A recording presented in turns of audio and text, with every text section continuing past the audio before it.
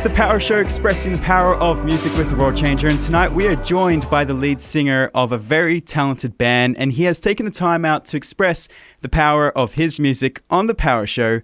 Ladies and gentlemen, lead vocalist of Tribe Society, Gavin. How you doing, Gavin? How's it going, man? Thanks for linking up. Yeah, it's absolutely awesome, and I've been playing your music a lot here on The Power Show, and I gotta say, you guys have such a unique sound, but you also have a very unique name, Tribe Society. Where did that all start?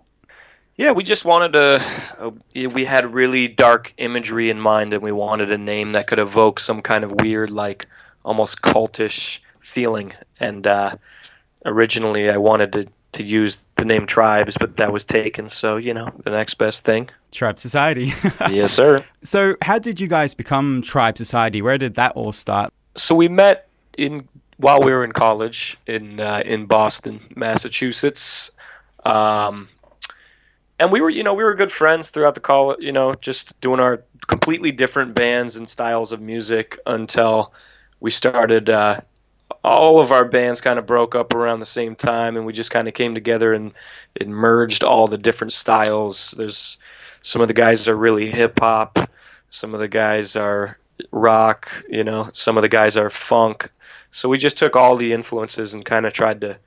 I never envisioned we would have been in a band together with how different the influences were, but that's kind of what's interesting about this band, And you can really tell with the sounds, because I've never ever heard a band that sounds so unique and different, because there's so many bands out there that just bring out so much music and then they all sound the same as everybody else. But Tribe Society seems to have a really unique edge that they sound completely different. And one of the songs I was really curious about was Ego.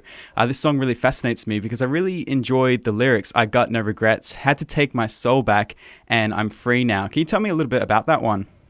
Yeah, that one is kind of like about the death of your ego, and people can find that in a lot of different ways. Sometimes people find that through religion, sometimes people find it through psychedelic drugs, sometimes it's just hitting a low moment or being humbled. But we wanted to make a song about as if your ego was on trial, and you're killing your ego and you're on trial about why did you do it, sort of thing. And it's a pretty deep concept for a song. I didn't know if anyone was ever going to get it, and it's pretty about as high concept as we get. But the song literally is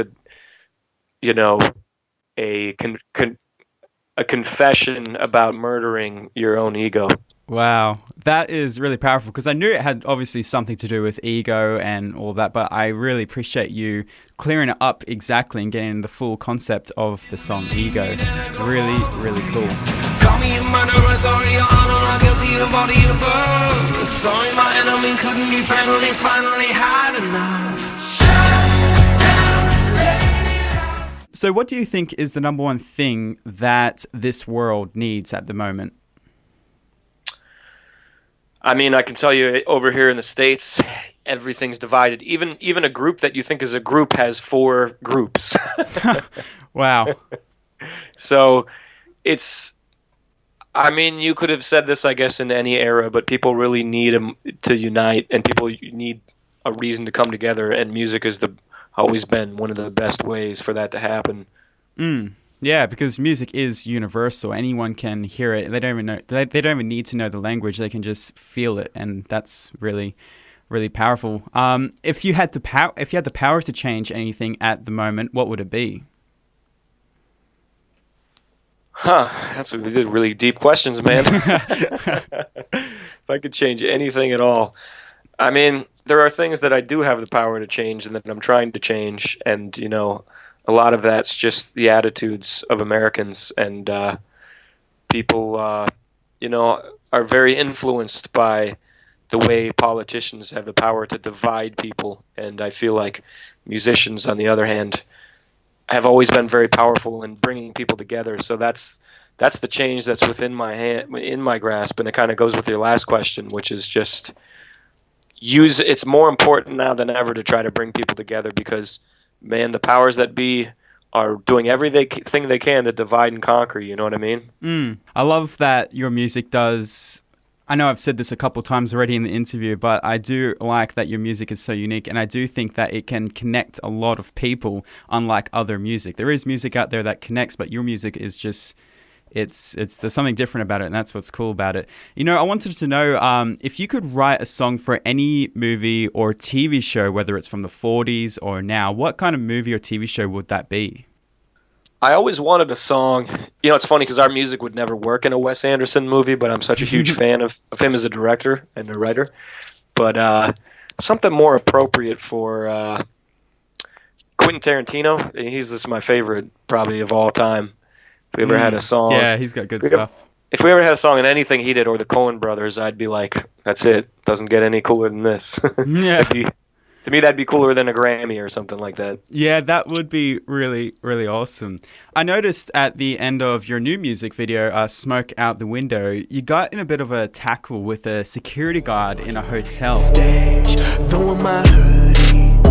I'm in the zone, I'm all alone, no one can touch me. So what exactly happened after the camera turned off? Because when I watched that, I was really intrigued. And when the camera turned off, I'm like, oh, what's the outcome?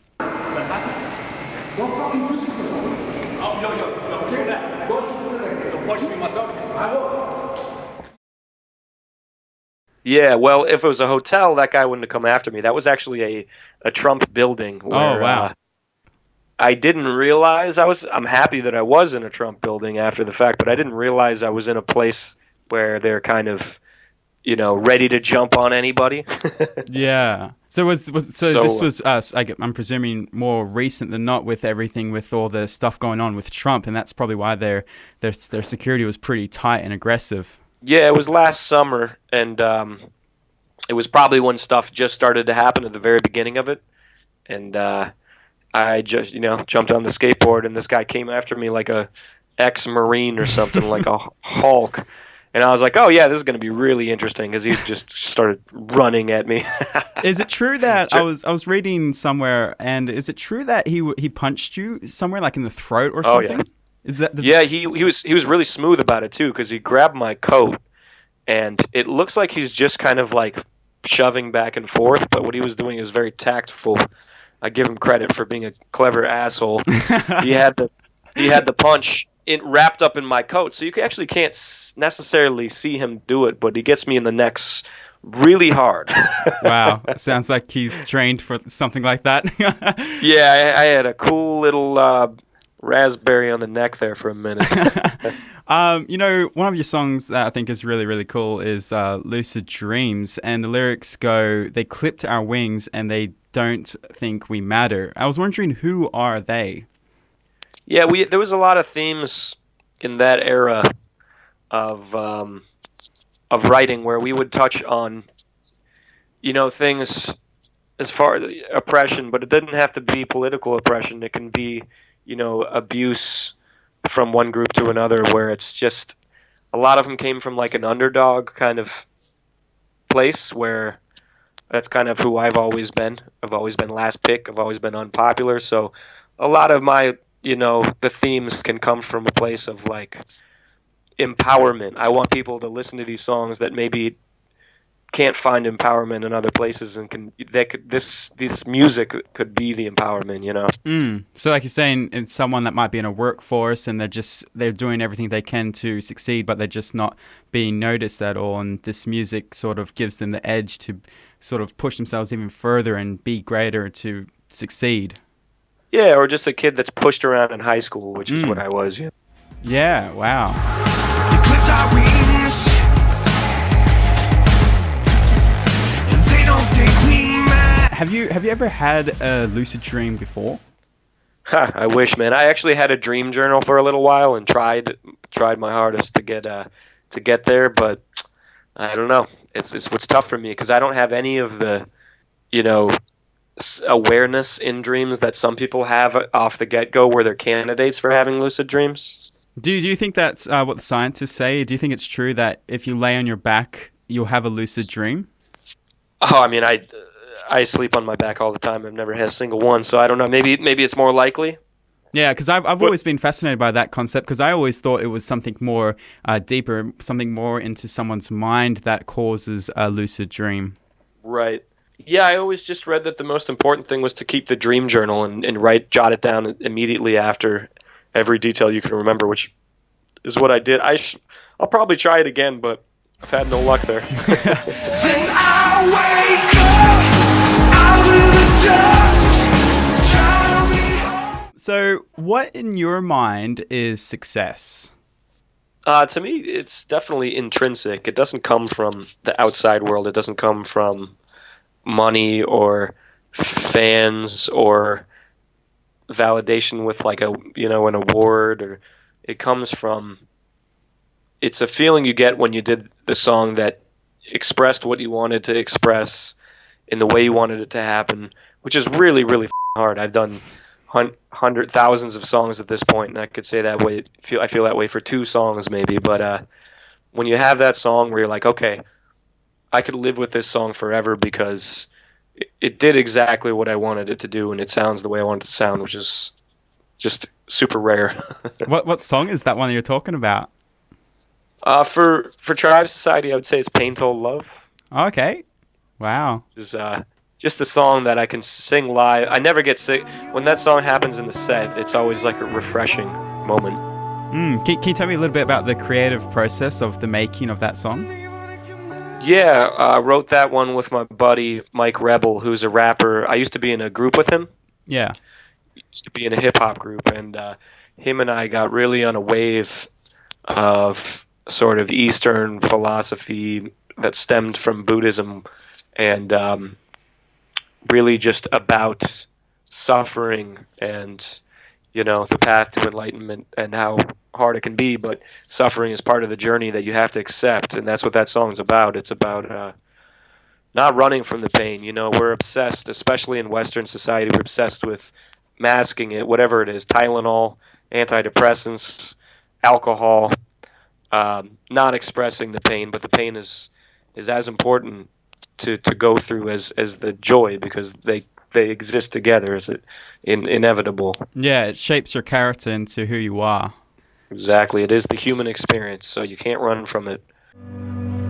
You gotta make a friend your pain, 'cause hurricanes make flowers grow.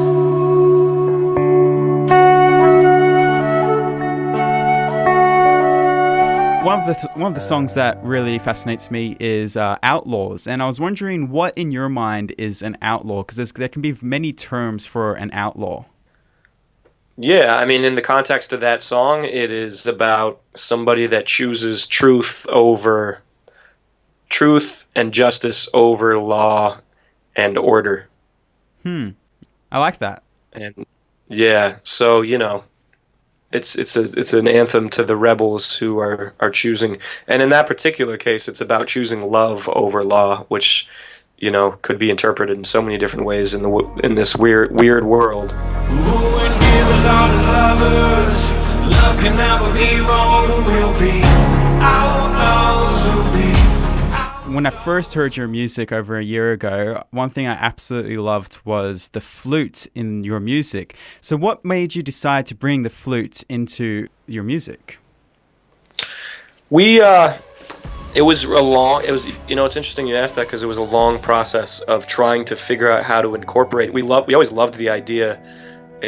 Seth, who plays flute, also plays keyboards, but we really wanted to use the flute just because it's such a unique instrument. And it took us a long time to figure out how to arrange for it to work in the environment, in the band kind of setting. But once we had just tried a lot of different things, we had sort of figured out a way to use it where now we don't, we try not to have it in us. If a song doesn't have it, it's kind of like missing something. So we've gotten to a place where it's kind of fun. We expect it to be part of the instrumentation. Yeah, and I think it gives you guys the creative edge, because there's so many bands out there that would never ever thought of bringing in the flutes, and I think it really says a lot about Tribe Society and you guys being creative with the instruments that you have on hand, and that it's... Yeah, thanks, man. I mean, there's how many bands do you go see and they have a guitar, keyboard, drums, bass? It's just cool to see something different. Yeah, hear definitely. something different. Yeah, it's awesome. Can you tell me a little bit about your new single, Secrets? This one was just released recently. Yeah, we just released that a few days ago, actually. I think Friday. Yeah. And that one's, it's a it's a powerful one. It's my favorite one to play live because you just hear the subwoofers just kind of clip out and go nuts. Yeah. Because it really, really low sub octave synthesizer. It was actually a bass guitar through a sub octave pedal, so it just has a really gnarly low buzzing low end, and that was sort of the backbone for the song, and we wrote around that, and the bass sounded so sinister that, you know, I had this hook on there, I Know All Your Secrets, and I was for a long time trying to figure out how are we gonna make a topic out of this, but we eventually, you know, figured out how to get into a song, and you know, it was like I think last winter that we wrote that one, so I'm glad that it's out now and people are hearing it. Yeah. So what is the exact sort of topic about Secrets? Is it dedicated to a certain type of person? I mean, it is definitely, you can interpret it a lot of different ways. People that have written it up in blogs have said it's about a relationship. It's actually not necessarily was the intention of the song, was not supposed to be about a romantic relationship. It was more supposed to be, because we were writing the song to weird visuals and B horror movies on the screen. We like to write with stuff kind of happening in the background. So you just have random horror movies and B horror movies in the background while you're doing your creativity? We'll have all kinds of. A lot of times we'll have like nature stuff. It depends on the song, kind of. If we hear a sound that kind of triggers a visual, we'll pull it up and just kind of go with it like that. Yeah. But for this one, it was about keeping it sort of sinister, and I thought it would be cool to have a topic that kind of felt like a scandal or something. So I was thinking more on a higher level of power than just a relationship. But that's cool that, you know, it's a cool thing about songs is people kind of interpret them how it fits into their experience, I guess. That it's all gotta come back. I'm a man with the same eyes, so I hate when you fight back. I know all your secrets. I know why you keep them. You know, one of your biggest songs is Kings, and I've watched the music video, although I don't quite understand it. I'd love to know sort of the inside story behind this song, because it's really awesome seeing it, but it's still a bit confusing. Yeah, I mean, the song itself was really just a kind of an anthem to the journey of being in a band. You know, the first lyric being running with all my brothers. So we didn't have in mind the video at all until later when our label wanted to do a video, and then we were like, oh, if we're going to do a video, we better make a really, really effed up, crazy, weird one. So then we wanted to use the idea of being a king a little different, which was instead of being, you know, empowering and being just a positive thing, we kind of wanted to flip. You know, when you think of a king, it's not necessarily a good thing. It can be a bit of a dictatorship sometimes. It can be, yeah. It can be all those things. If you know, when you think of something like Game of Thrones, all the people that wear the crown have completely different intentions. Yeah. So that's kind of the idea on that. Can you tell me a little bit about the lyrics in the song "We Could Be Free, We Could Be Free"? Yeah, I mean, that moment right there is just about sort of escaping and escaping a scenario or a place that's not fitting or that's holding you back or holding you down. Because the chorus says, "I'm not at home. Home is where I'm going." So freedom can be sort of an existential or a mental state of mind where you're in a place that doesn't feel right, you know. And I think that was me moving from Boston to New York and kind of just, you know, finding a place that felt like home. Yeah. So would you say you would call New York home? Yeah, I was born in New York, and then now I'm back there, and I feel way more at home than I did in New England. Yeah. I ain't at home, home's where I'm going. I close my eyes to see.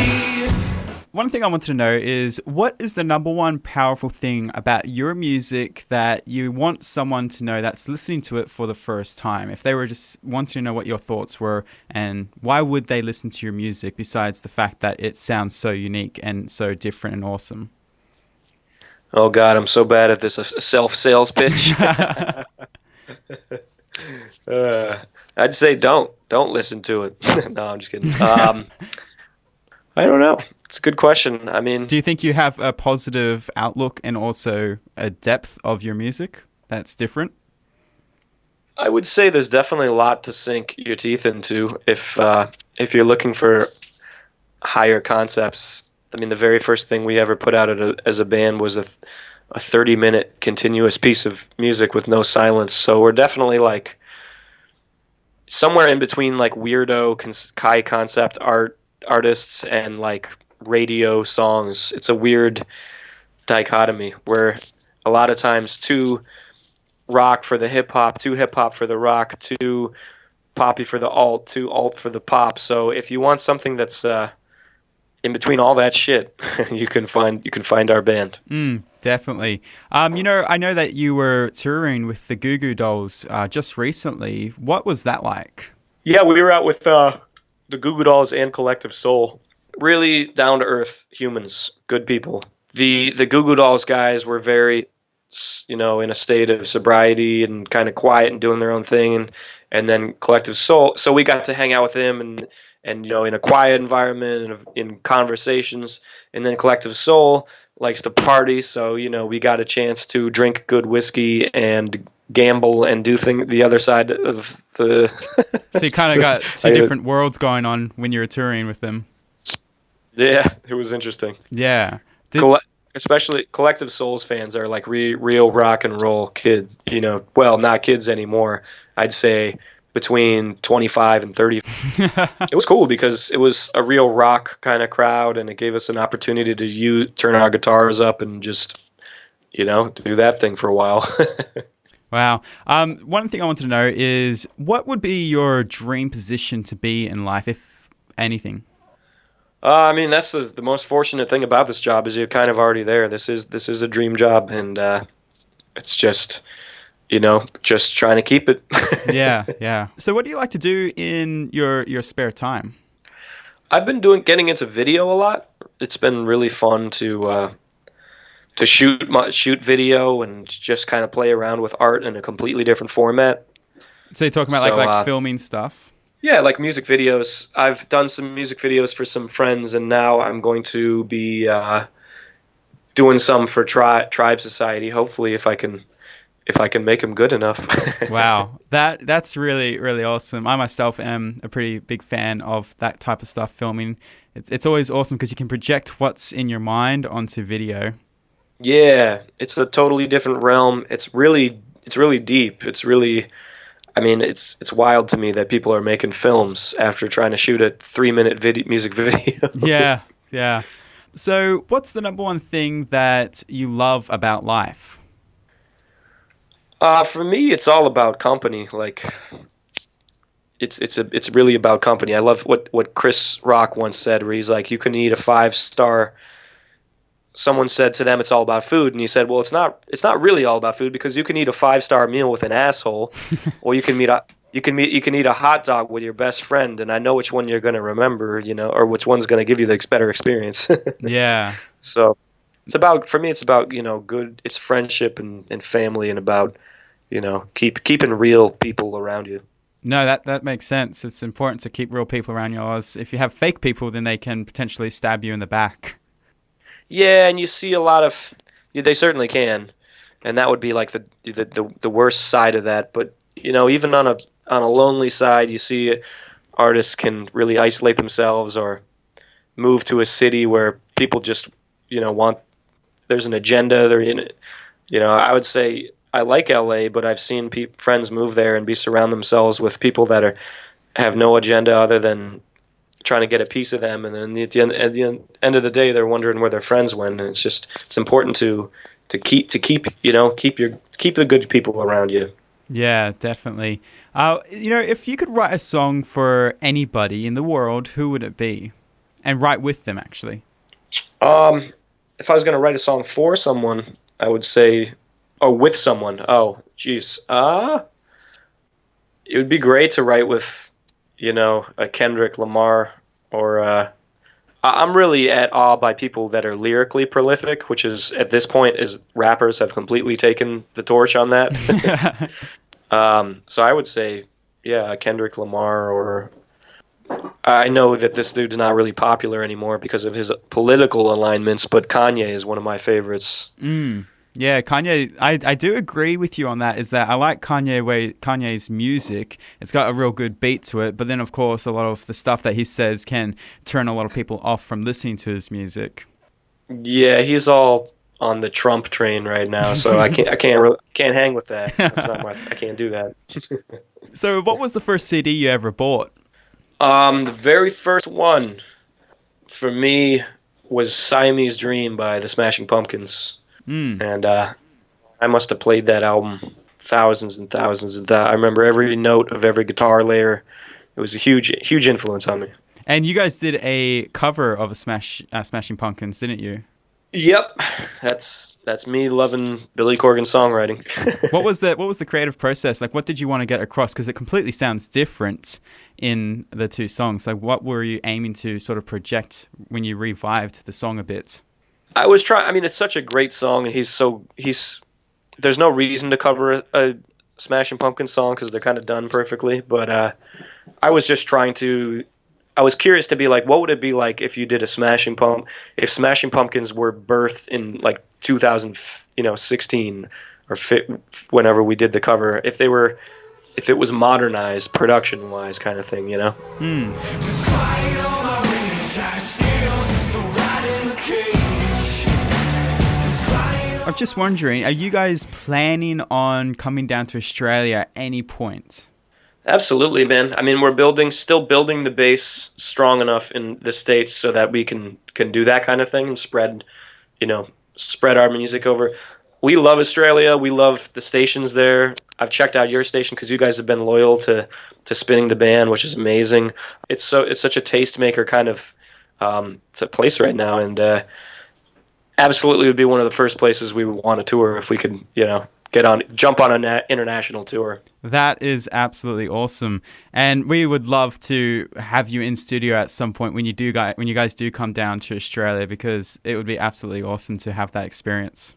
Right on, man. Hey, one more thing is, I know that you got an upcoming sort of album coming up on March. Yep. Yes, sir. So can you tell us a little bit about that? Yep. It's called We Sell Drugs. It's a 10-song. We're calling it a mixtape because we worked on a few songs. We worked with some hip hop producers, and we just kind of wanted to sort of experiment a little bit. So it's got, it's same guitars and in live instrumentation on top of these sort of Atlanta almost trap beats. So it's kind of it was just fun, man. We're just having fun with it. And where did the name come from? We Sell Drugs.